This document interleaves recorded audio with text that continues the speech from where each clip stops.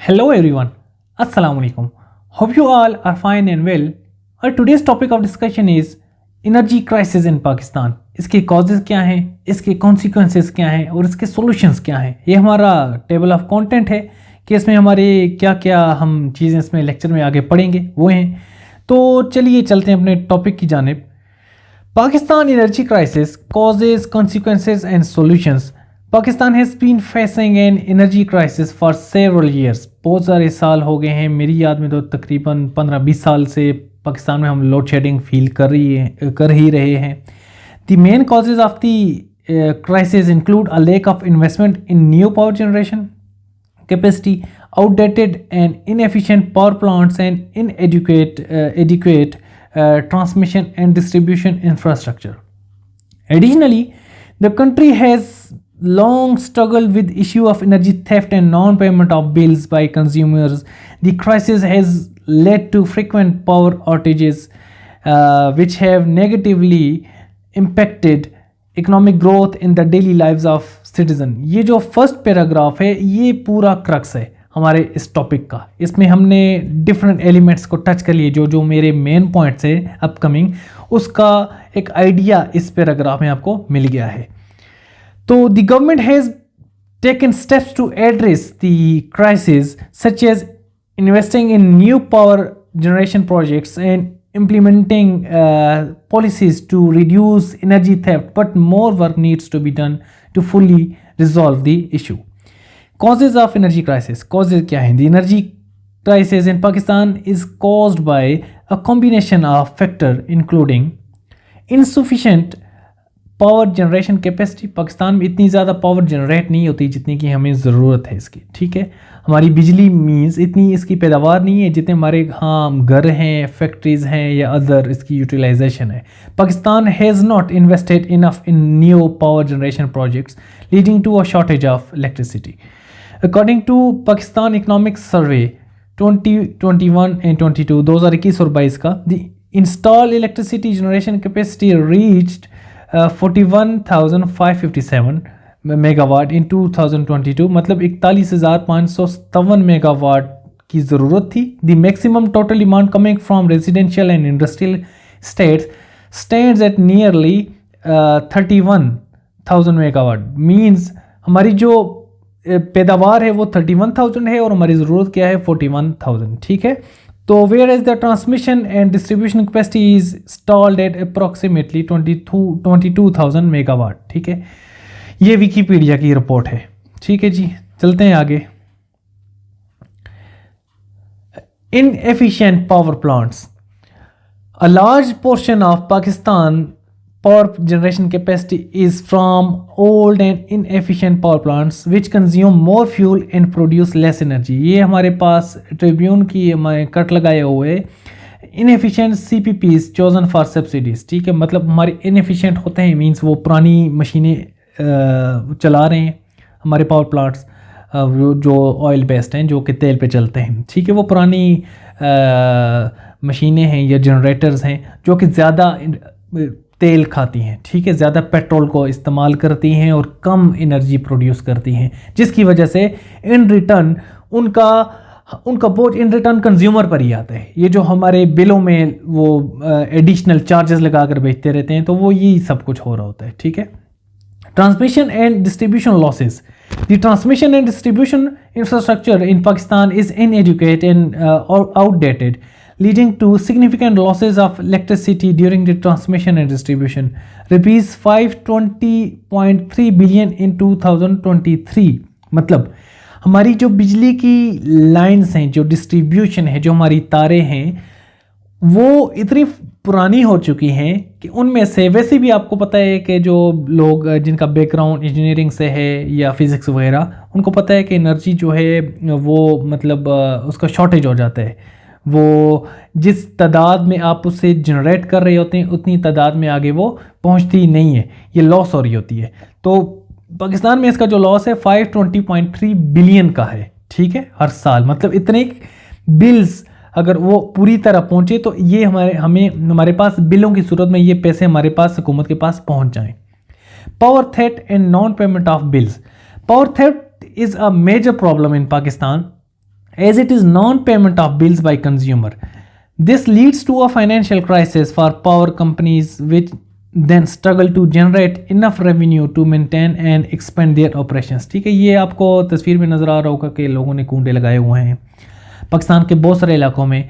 मैं थोड़ा सा पहले वापडा की रिपोर्ट देख रहा था कि KPK में पेशावर और उसके मज़ाफ़ाती इलाकों में, सदर्न पंजाब, इंटीरियर सिंध, कराची, इन इलाकों में बहुत ज़्यादा पावर थेफ्ट है। मतलब लोग जो हैं सरकारी तारों में से जो हैं वो कुंडे वगैरह लगा कर अपनी बिजली चला रहे होते हैं और मीटर उनके स्टॉप हुए होते हैं। पिछले कुछ अरसे से गवर्नमेंट ने इस पर क्रैकडाउन शुरू किया है, लेकिन still there is a lot to do more. Fuel shortages.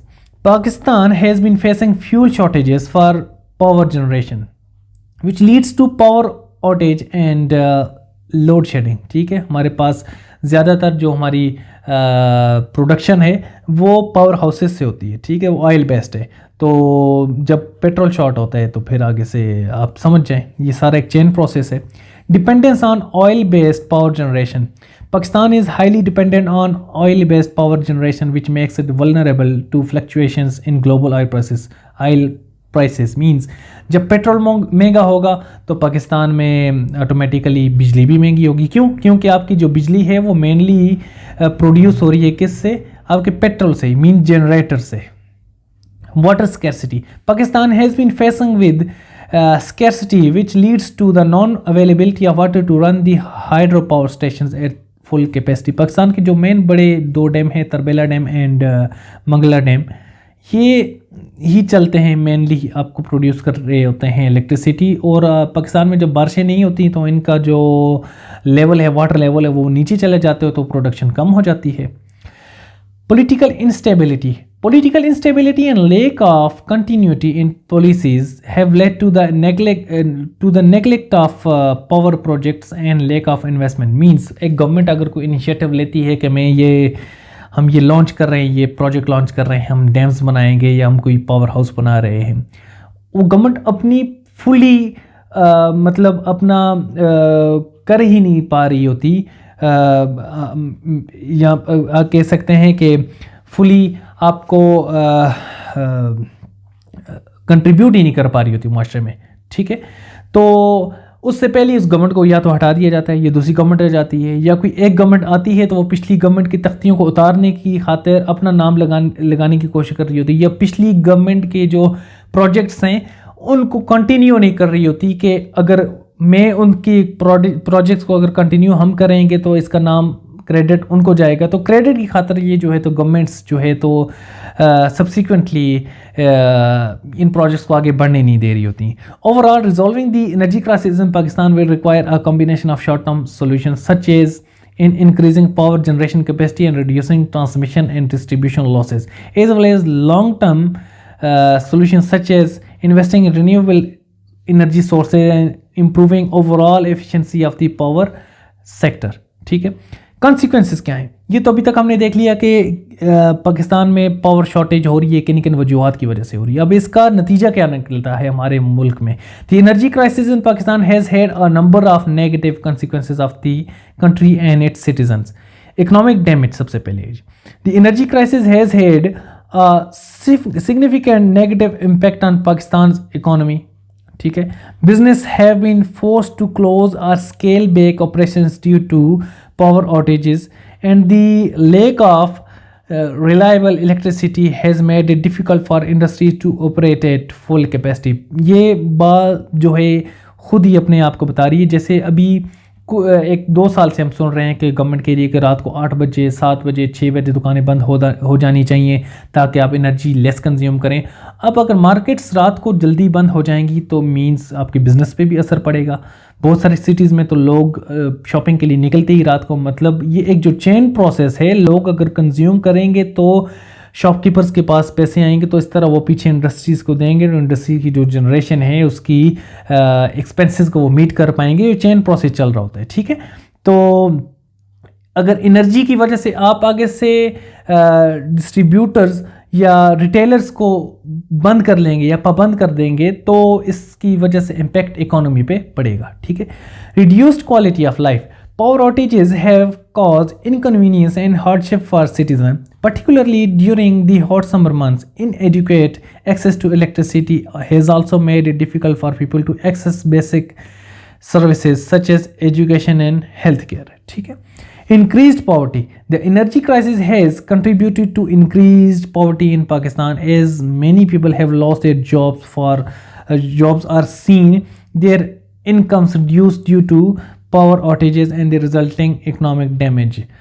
बहुत सारे लोग हैं जिनका ताल्लुक मुख्तलिफ ऐसे सेक्टर से जो कि बिजली के साथ चलते हैं. मीन्स मिसाल के तौर पर वर्कशॉप्स पे लोग काम करते हैं, गाड़ियों के वो मज़दूर होते हैं, या वो कोई टेलर्स हैं, या कोई और बिजली से रिलेटेड वो कंस्ट्रक्शन से रिलेटेड कोई काम कर रहे होते हैं. तो अगर बिजली ही नहीं होगी, आपकी पावर ही नहीं होगी, तो फिर उनकी जॉब तो जानी है. ठीक है. Environmental damage. The energy crisis has led to increased use of fossil fuels and wood burning for power generation, which has contributed to air and water pollution and deforestation. जगह जगह आपको जब लाइट नहीं होगी तो जगह जगह आपको आवाज़ें आएंगी. अगर आप मार्केट में खड़े हैं तो जनरेटर्स की आवाज़ें आएंगी. वो जनरेटर्स एक तो नॉइज़ पोल्यूशन तो करते ही हैं, मगर इसके साथ साथ आपके इन्वायरमेंट को कितना गंदा कर रहे हैं. वो कितनी ज़्यादा धुआं हवा में छोड़ रहे हैं और शोर इतनी ज़्यादा हो रही होती है. मतलब अगर लाइट हो तो बिल्कुल खामोशी, लेकिन लाइट अगर चली गई तो जगह जगह से फॉसल फ्यूल्स बर्न हो रहे हैं, आपकी पोल्यूशन बढ़ रही है. Reduce foreign investment. The energy crisis has led to reduced foreign investment in Pakistan as investors are deterred by the lack of reliable electricity and other infrastructure. ठीक है. Loss of competitiveness. Pakistan's energy crisis has led to increased production costs, which has resulted in reduced competitiveness in international market. हाँ जी, हाँ. Political instability. The energy crisis has led to social unrest and protest against the government. हमने देखा है different government के दौर में लोग सड़कों पर निकल रहे होते हैं, वो गाड़ियाँ जला रहे होते हैं, टायर्स जला रहे होते हैं, सड़कें बंद कर रहे होते हैं कि हमें हमारा राइट दिया जाए, इलेक्ट्रिसिटी पूरी करके दी जाए. तो पॉलिटिकल इंस्टेबिलिटी भी काफ़ी होती है. Dependence on import. Pakistan energy crisis has led to increase dependence on imported fuel energy, which has strained the country's balance of payments and further weakened its economy. मतलब हमारा जो फ्यूल बेस्ड जो हमारी power sector है, वो बायस से हम oil या पेट्रोल इंपोर्ट करेंगे तो तभी हमारी एनर्जी भी जनरेट हो पाएगी. ठीक है. तो इन रिटर्न जो हम वापटा को बिल दे रहे होते हैं, वो आगे से पावर हाउसेस को दे रहे होते हैं, और वो इन रिटर्न मुल्क से पैसा बाहर जा रहे होते हैं. हमारे मुल्क को इसका फ़ायदा कम ही हो रहा होता है. Overall the energy crisis in Pakistan has had a wide reaching and negative impact on the countries economy and society, and resolving the crisis will be crucial for achieving long-term economic growth and development. ठीक है. Solutions क्या हैं जी? Solutions of energy crisis in Pakistan. There are a number of potential solutions to the energy crisis in Pakistan, including increasing power generation capacity. Pakistan needs to invest in new power generation projects such as building new power plants and expanding existing ones in order to increase the country's overall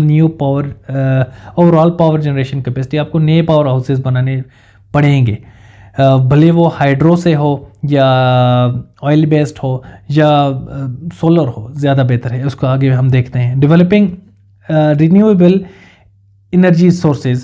Pakistan should invest in renewable energy sources such as solar and wind power to reduce its dependence on fossil fuels and to lower its greenhouse gas emission. हमने एक Quaid-e-Azam solar power plant लगाया बावलपुर के area में. इसके अलावा जो hub का इलाका है, जो सिंध का जो साइली इलाका है, उस इलाके में विंड एनर्जी की बड़ी कैपेसिटी है. अगर आप ज़्यादा से ज़्यादा विंड एनर्जी के वहाँ पर आपकी उसकी टर्बाइन सी लगा लेंगे तो उससे ज़्यादा आपकी डिपेंडेंसी जो है ऑयल बेस्ड प्रोडक्शन से कम हो जाएगी. ठीक है. न्यू डैम्स भी इसका एक हल है. Improving the efficiency of power plants. Pakistan should invest in upgrading its existing power plants to increase their efficiency and reduce the amount of fuel they consume. ठीक है. Upgrading transmission and distribution infrastructure. Pakistan should improve its transmission and distribution infrastructure to reduce losses of electricity during transmission and distribution, which will improve the overall efficiency of the power sector.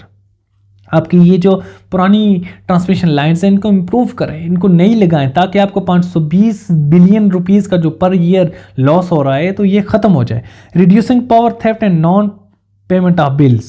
The government should implement policies and measures to reduce power theft and improve bill collection to make the power sector financially stable. ठीक है जी। Next, increasing water storage. Pakistan should invest in increasing water storage capacity so that water can be stored during the monsoon season and used to generate power during the dry season. ठीक है, हमारे अगर dam ज़्यादा होंगे तो हमारी power भी ज़्यादा जनरेट होने की कैपेसिटी होगी। Improving energy conservation. Pakistan should invest in energy conservation measures such as promoting energy efficient appliances and building to reduce the overall demand of electricity. Diversifying energy mix to reduce dependence on oil-based power generation and to decrease the impact of fluctuation of the oil prices. The government should invest in diversifying the energy mix to include coal, hydro, nuclear and renewable. ठीक है। Improving governance. The government should work on improving governance by promoting transparency and accountability in the power sector and ensuring continuity in policies. Conclusion क्या कहता है जी? Implementing these solutions will require significant investment, political will and strong governance. Additionally, it will take time to see the results and to fully resolve the energy crisis in Pakistan. हमारा आज का lecture lengthy हो गया है, मगर ये एक complete topic है, कंप्लीट ऐसे टाइप क्वेश्चन है जिसमें आपको पहले कॉजेज़ बताए हैं, फिर उसके कॉन्सिक्वेंसेस बताएं, पाकिस्तान में किन वजूहत की वजह से हमारी पावर आउटेज होती है, ठीक है, या लोड शेडिंग होती है, फिर उसके कॉन्सिक्वेंसेस क्या हैं, उसका नुकसान क्या हो रहा है हमारी कंट्री की इकोनॉमी को, लोगों को या बाकी सर्विसेज सेक्टर को, और फिर उसके आखिर में सॉल्यूशंस बताए हैं। सॉल्यूशंस मल्टीफेसेटेड किस्म के सॉल्यूशंस हैं। न्यू पावर जनरेशन भी आपने लगानी है, डैम्स बनाने हैं, रिन्यूएबल सोर्सेज भी लगानी हैं, लेकिन ये सारी जो चीज़ें हैं ये पाकिस्तान की सलामती के लिए है। आप ये सारी चीज़ों को अगर अप्लाई करेंगे तो तभी आपका मुल्क किसी भी की सूरत में तरक्की कर सकता है, वरना बड़ी मुश्किल हो जाएगी। एफडीआई जो पाकिस्तान की जो फॉरेन डायरेक्ट इन्वेस्टमेंट है इस वजह से बहुत ज़्यादा कम आ रही है। उम्मीद है आपको इस टॉपिक की समझ आई होगी। हमारा टॉपिक कंप्लीट हो चुका है, मिलते हैं किसी और टॉपिक में, तब तक के लिए अल्लाह हाफिज़।